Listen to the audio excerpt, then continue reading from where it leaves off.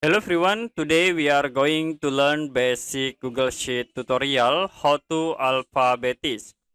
So as example, I will set the names in here like into John, Connie, Amanda, Kurti,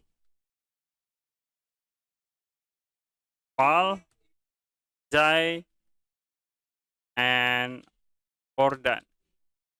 Now I will set the number in this column. The next, if you want to set alphabets in these objects, you can select sort these two columns, right click, and then go to view more cell action, and then you can set into sort rank. You can click. Now you can set for the alphabetics, you can set from A to Z or Z to A. You can click sort to apply.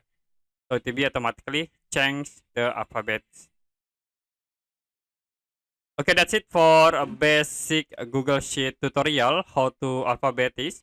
If you have any question about tutorial, you can comment below this video.